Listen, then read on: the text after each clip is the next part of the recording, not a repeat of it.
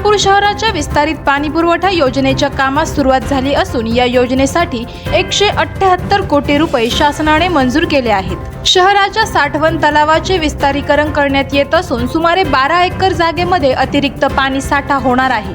त्याचे काम युद्ध पातळीवर सुरू आहे। नवीन पाणी पुरवठा योजनेमध्ये शहरातील सर्व पाईपलाईन बदलण्यात येणार असून सुमारे 134 किलोमीटरच्या नवीन पाईपलाईन टाकण्यात येणार आहे। ज्या ठिकाणी जुन्या पाईपलाईन आहेत त्या सर्व बदलण्यात येणार आहेत। त्यासाठी ज्या पाईपलाईनवर अतिक्रमण आलेले आहे ते युद्ध पातळीवर काढण्याचे काम देखील सुरू आहे। शहरातील पिण्याच्या पाण्याचा प्रश्न कायमस्वरूपी सोडण्यासाठी ही नवीन योजना मंजूर झाली आहे। सुमारे 2 वर्षाच्या कालावधीमध्ये ही योजना पूर्ण होणार असून त्यानंतर शहराला मीटर पद्धतीने पाणी पुरवठा करण्याची योजना सुद्धा मंजुरीसाठी पाठवण्यात आली आहे। मीटर पद्धतीने पाणी पुरवठा करण्यासाठी नगरपालिकेला 30 कोटी रुपये खर्च येणार आहे अशी माहिती मुख्याधिकारी मच्छिंद्र घोलप यांनी दिली।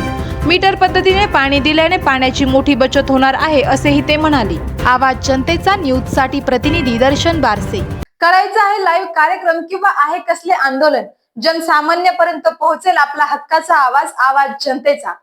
बातमी व जाहिरातीसाठी संपर्क करा स्क्रीनवर दिलेल्या नंबरवर।